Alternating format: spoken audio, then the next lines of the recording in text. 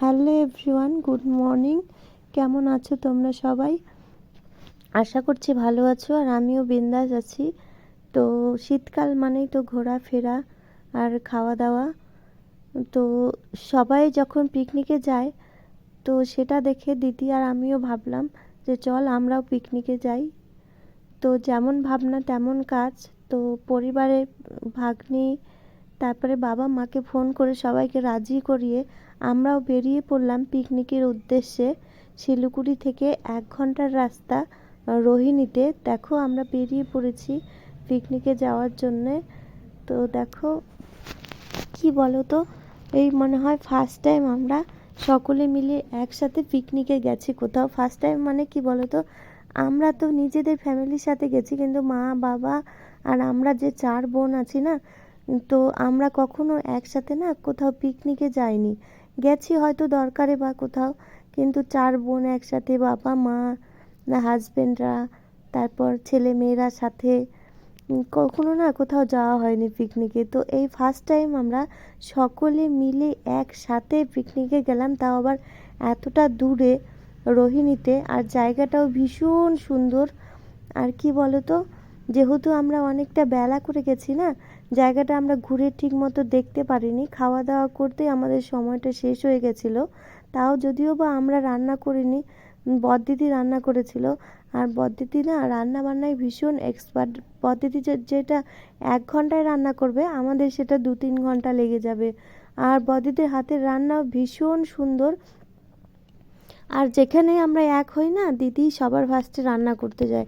বাবার বাড়ি বলো, দিদি বাড়ি বলো, আর দিদি সবার আগে রান্নাটা মানে রান্নার দায়িত্বটা দিদি সবার আগে নিয়ে নেয়। তোর দিদি রান্না বসিয়েছিল, এই দেখো সবাই নাচানাচি করছিল, আর দিদি রান্নাটা বসিয়ে দিয়েছিল, আর আমি সবজি পাতিগুলো কেটে দিচ্ছিলাম। সাথে ছিল মটন, ছিল চিকেন, ছিল আরও অনেক কিছু ছিল। তো দিদি আমাকে ডাকছিল চল নাচ করবি, তো আমি যে দাঁড়া আমি সবজিটা কেটে দিয়ে যাচ্ছি। তো ভীষণ আনন্দ হয়েছিল।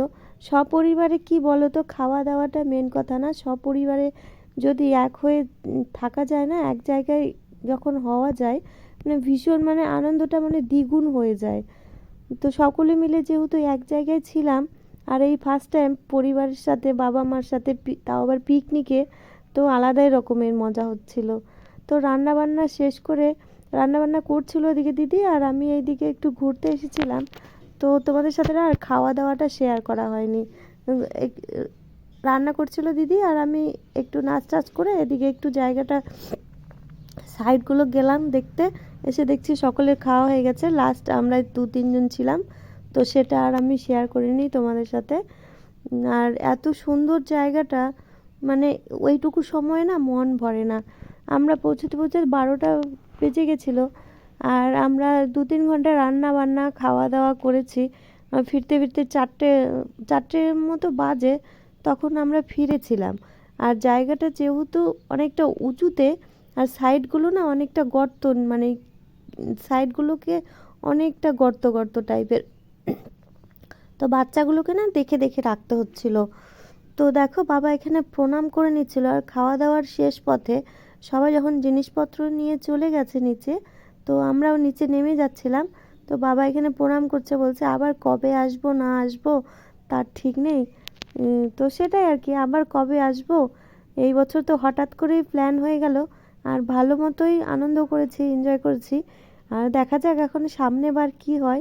ইচ্ছে আছে সামনেবারও পিকনিক করার, কিন্তু সামনেবার একটু আগে থাকতে করতে হবে। মানে আমরা আগের দিন রাতে বাসে গেছিলাম রায়গঞ্জ থেকে, পরের দিনে পিকনিকে বেরিয়ে গেছিলাম। এই দেখো বড়দি, যার কথা আমি বলছিলাম, ওই যে বড়দি। আর যেহেতু আমরা রাতের বাসে গেছিলাম শিলিগুড়িতে, আর সকালবেলায় পিকনিকে বেরিয়ে গেছি, এত কিছু বাজার করা, অ্যারেঞ্জমেন্ট করা, তার সাথে পিকনিক করা, মানে প্রচুর একটা চাপের ব্যাপার ছিল সকালবেলা থেকেই। তো দেখো উনি একটু পাগল টাইপের একটা লোক ছিল ওইখানে। আমরা যতক্ষণ ছিলাম ওইখানে রান্নাবান্না করছিলাম, উনিও না সেখানেই বসেছিল। তারপর যখন মা খাবার দাবার দিল, খাওয়া দাওয়া করেও আমরা যখন বেরিয়ে পড়েছি বাড়ি আসবো বলে, উনিও কিন্তু সেখান থেকে চলে আসছিল। তো সেটা দেখে না অনেকটা অবাক লাগছিল, মনে হচ্ছে কি হয়তো বা আগের জন্মের কেউ আমাদের সাথে এসেছে আমাদের সাথে পিকনিক করবে সেরকম একটা ব্যাপার। তো দেখো জায়গাটা অনেকটা নিচু, আর আমাদের গাড়িও ওই নিচুতে দাঁড়িয়ে আছে। তো ওই দেখো ওই যে গাড়ি দেখা যাচ্ছে আমাদের। তো বাবা বলছে যে সাবধানে আয়, তোর মাকে ধরে ধরে নিয়ে আয়। তো সেই জন্যই মাকে নিয়ে আস্তে আস্তে আমরা নামছি, যাচ্ছি। আর এত সুন্দর জায়গাটা, এইটুকু সময় না মন ভরে না।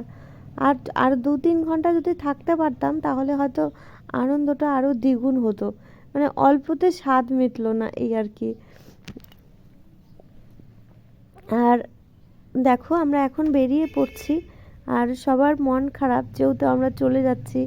আগের দিনে একটা ব্যাপার থাকে যে পিকনিক করব করব করব, আর যখন শেষ হয়ে যায় না, পরের দিনে আবার বাড়ি ফেরার পালা।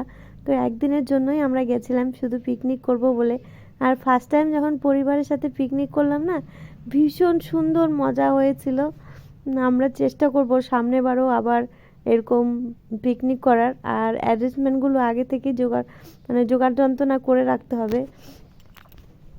আর তাহলে সকাল সকাল বেরিয়ে পড়ব, আর অত প্রবলেম হবে না। আর ওইখানে বট গাছটার তলায় একটা ঠাকুর ছিল, ওই যে ঠাকুর কিছুই ঘুরে দেখতে পারিনি। দেখো এত সুন্দর জায়গাটা, কোনো ছবি টবিও সেরকম তুলতে পারিনি, সময় পাইনি। তো মনে একটু দুঃখ থেকেই গেল ছবি তোলার। আর দেখো আমরা এখন বেরিয়ে পড়ছি।